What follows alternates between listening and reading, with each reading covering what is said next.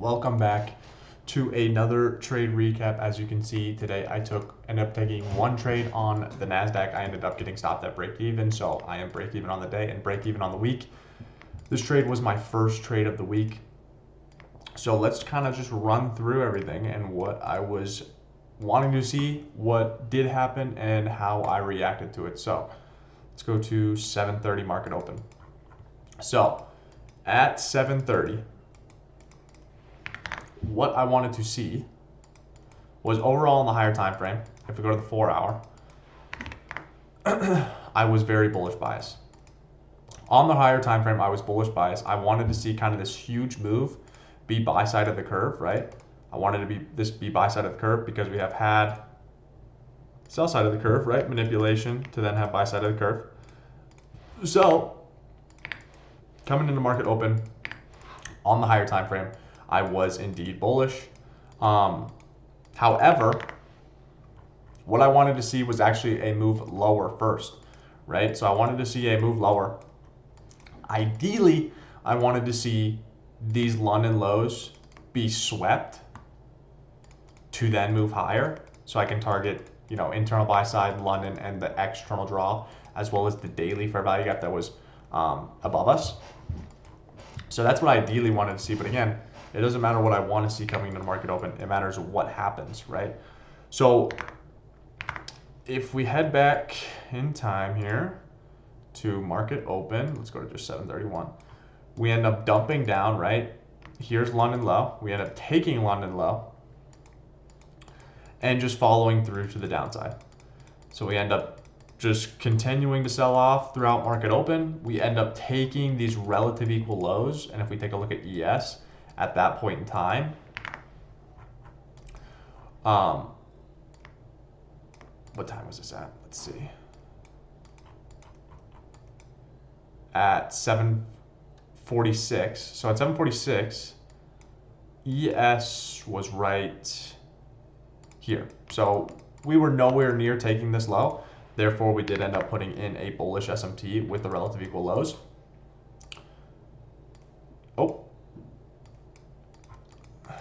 So from this bullish SMT that got put in, what do I want to see? Do I want to see a move all the way up towards buy side in London? No, right? We're too sold off in this range. I wouldn't expect like a complete straight move down and then a complete straight move up, right? What I wanted to see was this SMT to spark us back to this unfilled 15-minute that I have marked out here, and then to build more price action, right? And then eventually have a move lower, right? Or just to build more price action to then go higher later on in the day. So once we put in that bullish SMT, we end up just continuing to build price action, right? And we have one more manipulation leg. So keep in mind, we have our manipulation leg here, and we end up putting in a 1-minute bearish for value gap. So we have our internal manipulation, and then also keep in mind, we're holding this 1-hour higher time frame inefficiency, okay? So bullish SMT, holding a higher time frame inefficiency, internal manipulation. I just want to see a move back to this 15-minute for value gap. So I said to myself, at this moment in time, if we get above this change in the state, I will end up taking a long towards this unfilled 15-minute.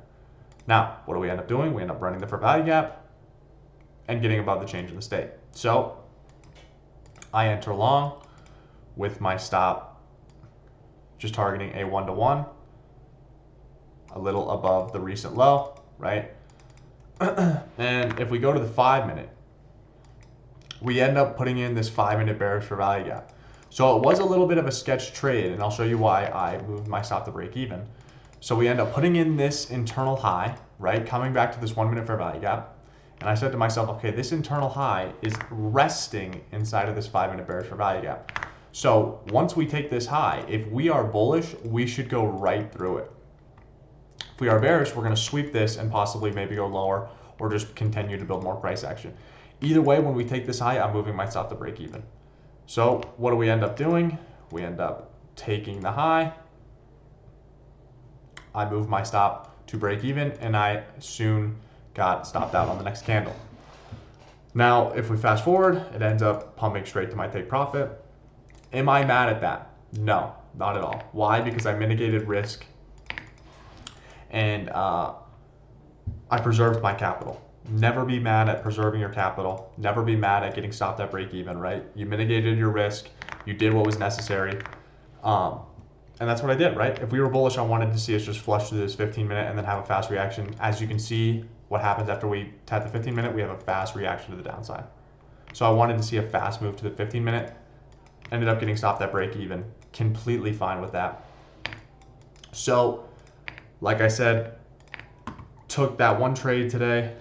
I am, that was my first trade of the week on break, even on the week, obviously. But I hope you guys enjoyed this trade recap.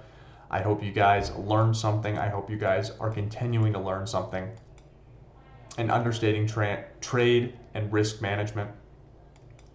But yeah, I hope you guys enjoyed this video, and I will catch you in the next one.